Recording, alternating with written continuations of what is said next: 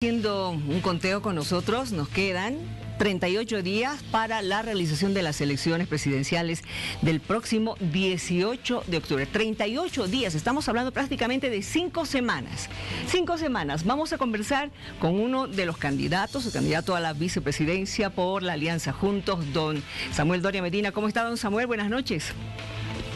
Muy buenas noches, Miriam, y muy buenas noches a toda la teleaudiencia. ¿Cómo ha estado todo este tiempo conversando de uno y otro tema, haciéndose ver por las redes sociales? Bastante activo. Efectivamente, esta es una campaña diferente. Divido mi día entre los medios y las charlas, reuniones a través de las redes sociales. A ver, don Samuel, ha visto las encuestas que hemos presentado el domingo, ¿verdad? Sí, he visto, claro que sí. ¿Cuál es su percepción, por favor? Primero que todo es la fotografía al inicio de la carrera, ¿no?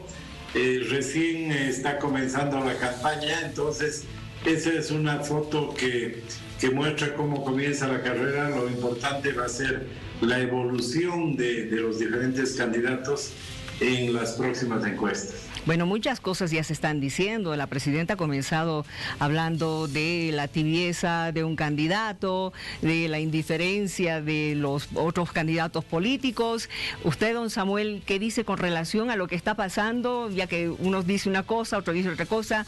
Don Carlos Mesa, por ejemplo, le ha invitado, le está pidiendo al candidato a la presidencia por el MAS de que puedan debatir sobre cuestiones de economía, por ejemplo. Bueno, eso es lo que normalmente sucede en una campaña. Tengo entendido que ya se ha fijado un gran debate para el 4 de octubre, si no me equivoco, donde van a asistir todos los candidatos. Y yo he estado fundamentalmente trabajando, haciendo conocer la propuesta de Juntos. ¿Y cuál es la propuesta en temas económicos, don Samuel? Bueno, lo fundamental de nuestra propuesta es de que tenemos que hacer un cambio. Ya el Estado no será el actor central en la economía, ya no se puede pensar en hacer más empresas públicas para generar trabajo. Habrá que tener como desafío hacer que esas empresas públicas sean rentables en los próximos años, y el actor fundamental en la economía va a ser el emprendedor. Los emprendedores que con su creatividad, su imaginación van a hacer nuevos proyectos, y el Estado se tendrá que dedicar fundamentalmente a la salud, a la educación y la justicia. Hemos visto, creo, en esta pandemia qué es lo importante en la vida. Y lo importante en la vida es la salud de todos, la educación, la justicia, y es importante que la economía se pueda dinamizar a través del apoyo a los emprendedores. Bueno, hoy se han conocido dos importantes anuncios, uno por parte del Frente para la Victoria, anunciando 2 procesos en contra de la presidenta Áñez, y otro por parte de el Senado, en este caso, ¿no es cierto? También anunciando otro proceso en contra por el tema del préstamo del Fondo Monetario Internacional. ¿Qué dice usted, don Samuel? Bueno, todo lo que dice la presidenta es motivo de cuestionamiento. Creo que algo que mostraba muy bien, caricaturizaba muy bien lo que estamos viviendo, es que había salido un video de la presidenta cocinando, y ya le cuestionaban hasta los plátanos con los cuales estaba cocinando. Entonces, la presidenta haga o diga lo que diga, siempre va a haber un candidato que va a tratar de salir a la palestra y tratar de captar votos criticando a la presidenta. Ahora, el candidato a la presidencia por Comunidad Ciudadana considera que él es el portador de la confianza de la población, que tiene justamente que se ha ganado el voto popular y que sería el que sí puede hacer frente al movimiento al socialismo. ¿Ustedes estarían pensando en una posible alianza con él a futuro? Mire, Miriam, nosotros creemos de que Yanine Áñez es la persona que puede lograr la unidad, puede aglutinar en torno a ella, porque además hay algo muy importante. Creo que no solamente hay que tener en cuenta quién puede ganar elección, sino quién puede ganar elección y gobernar los 5 años. La presidenta Yanine Áñez ha demostrado que en tiempos complejos, cuando hay tormenta, ella sabe conducir el estado del país cuando hay conflictos. Imagínense, en nuestro país hemos tenido crisis económicas, crisis políticas, crisis de la salud, pero nunca se han dado las tres crisis en tan corto tiempo. Ella está 10 meses presidiendo el gobierno. Entonces creo que hay otros candidatos que sí podrían ganar la elección, pero cuando las papas quemen, cuando haya conflictos sociales, económicos, se van a ocultar, van a renunciar. En cambio, Yanine Áñez ha demostrado esa fortaleza necesaria en el presidente o presidente. Cuando usted ha hablado acerca del plan económico que tienen, me llamó mucho la atención lo que ha señalado acerca de que no más empresas públicas, de que las que queden las van a tratar de levantar, y si no funcionan... Mire, yo tengo una amplia experiencia de 30 años. Me hice cargo de Soboce cuando era una empresa al borde de la quiebra y la volví la industria más importante del país. También en Sucre, el año 2000 me hice cargo de Francesa, que era una empresa grande, pero tenía una ganancia baja. Y después de 5 años yo logré multiplicar por 10 esa ganancia. Entonces, yo tengo el conocimiento, la experiencia para hacer que las empresas públicas puedan volverse empresas rentables. Y de eso me voy a ocupar con toda la experiencia que tengo. ¿Y el Fondo Monetario Internacional permanecería todavía en el país? Mire, yo creo que el rol del Fondo Monetario ha cambiado en los últimos años, como han cambiado muchas cosas. Sí, antes los norteamericanos se entrometían y decidían muchas cosas. Ahora ya nadie les va a permitir eso. Y lo mismo con los organismos internacionales. En el pasado los organismos presionaban, imponían, y creo que ha quedado claro de que la soberanía del país está primero, y nadie va a permitir que el Fondo Monetario o el Banco Mundial quieran imponer políticas. Somos los bolivianos los que vamos a definir políticas, y los organismos financieros internacionales tendrán que apoyarnos. Ahora, ¿cómo ve usted a Bolivia en medio de lo que está pasando actualmente en la región? Argentina, problemas con los policías. Colombia, recientemente con un caso policial, por abuso policial, también con problemas ahora. Bolivia, Ecuador, con el caso de Correa y también de Evo Morales. ¿Cómo ve usted a la región en este momento?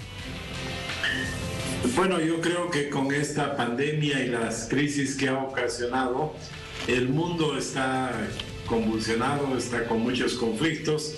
En el caso de la Argentina, yo lo había mencionado justamente en su programa hace muchos meses, de que cuando asume el poder un populista sin dinero, está en problemas.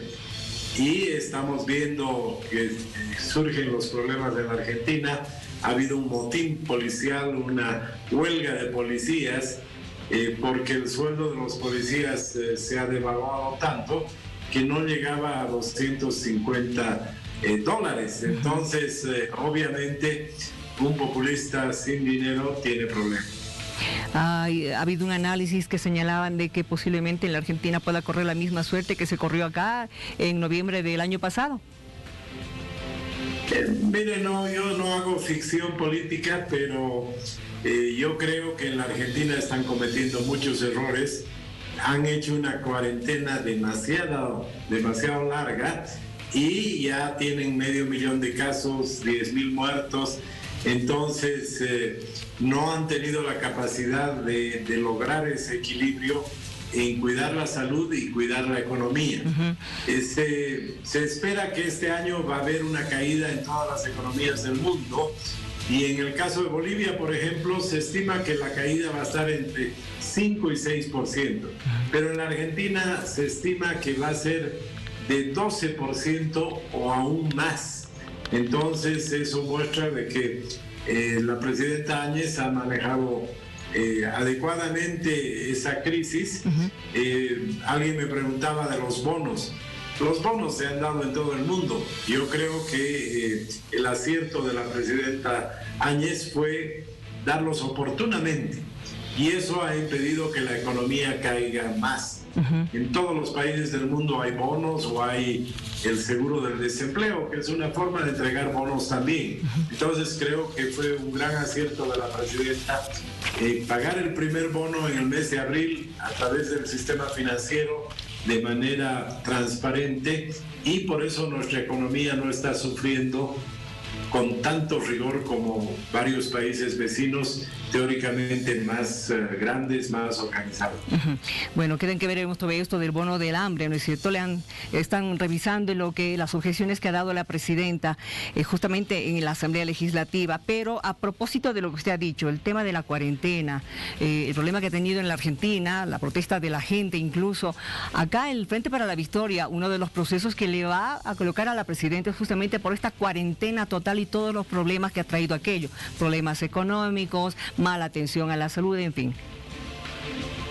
Bueno, pero entonces el Frente para la Victoria tendría que enjuiciar al mundo, porque en todo el mundo, ante el surgimiento de una pandemia tan fuerte, un contagio tan rápido, se ha hecho cuarentenas, y yo creo que la habilidad, le reitero, de la presidenta Áñez fue hacer una cuarentena determinado tiempo y después ir abriendo paulatinamente las actividades económicas, y por eso no tenemos un impacto tan fuerte como los países vecinos.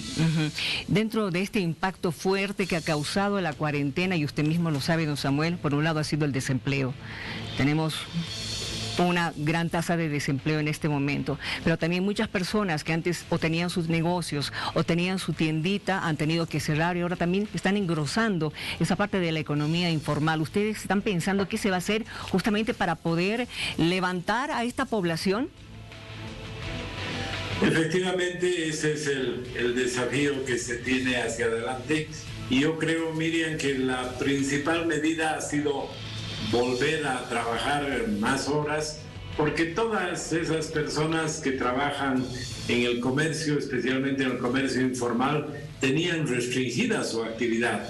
En cambio, ahora tienen más horas de trabajo, pueden vender sus productos, y eso ayuda a normalizar toda la economía. Pero no hay duda de que además vamos a requerir el crédito externo para poder paliar la crisis económica que tenemos. Pero además, y otro punto muy importante, no solamente tenemos una crisis económica como consecuencia de la pandemia, sino enfrentamos otra crisis económica más importante, que es el fin del ciclo de las materias primas.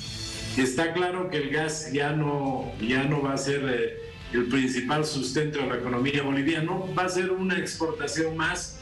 Lo mismo la minería, no se han hecho inversiones de exploración en la última década, y por eso Juntos propone de que tenemos que fortalecer la producción de alimentos. Si fortalecemos la producción de alimentos en el oriente, en el occidente, en el norte y en el sur del país, nos podemos convertir en un país productor y exportador de alimentos con una economía diversificada. Entonces, al mismo tiempo que hay que generar empleo, conservar los empleos, es muy importante que podamos ir transitando hacia esa economía diversificada, donde la producción de alimentos sea un elemento nuevo que dé empleo, que dé trabajo a los bolivianos. Ahora, ¿qué tipo de alimentos, don Samuel? Porque en este momento tenemos una polémica en el país, uno por los alimentos orgánicos y otro por los alimentos transgénicos. ¿Qué hace daño, qué no hace daño? He escuchado incluso a un empresario decir de que hay mercado para todo, evidentemente, pero estamos atravesando en este momento una situación de salud con el tema de los transgénicos, y yo creo que hay que pensarla muchas veces antes de continuar adelante. ¿O qué dice usted? Miriam, yo creo que hay cierta hipocresía respecto al tratamiento de los alimentos modificados genéticamente, o el uso de la tecnología en la agricultura. ¿Y por qué le digo eso? Porque somos un país que importa muchos alimentos que son producidos con semillas modificadas genéticamente. Imagínase el dato. El año 2005 Bolivia importaba 205 millones de dólares de alimentos. El año 2019 hemos importado 627 millones de dólares de alimentos. Y yo estoy seguro que gran mayoría de ellos se han producido con semillas que usan tecnología de punta. Entonces, desde luego que habrá que ver caso por caso y andar con mucho cuidado en el tema del uso de la tecnología, pero no podemos irnos al extremo de que seamos el único país que no quiera utilizar este tipo de biotecnología en la agricultura, en los alimentos, porque, por ejemplo, todos los medicamentos son producto de la modificación genética. La propia vacuna que seguramente el mundo va a disponer hacia fines de año es una modificación, es el uso de la tecnología en los microorganismos, en los virus. Entonces, curiosamente nadie critica la tecnología en los medicamentos, pero sí en la agricultura. Hay que ser cuidadosos, no hay duda, sí, hay totalmente. que ver dónde se aplica, pero no podemos competir con los países vecinos que en la agricultura comercial usan tecnología y nosotros no queremos usarla. Pero hay una corriente también que busca lo más saludable, ¿no? Lo orgánico. Pero habría que ver, va a seguir siendo un tema de gran discusión, don Samuel, y espero poder con usted conversar un poquito más de esto en otra oportunidad. Que le vaya muy bien. Para terminar, le digo, Miriam, que hay que combinar. Hay una agricultura extensiva, comercial, que necesita usar la tecnología, sí, y está la producción de alimentos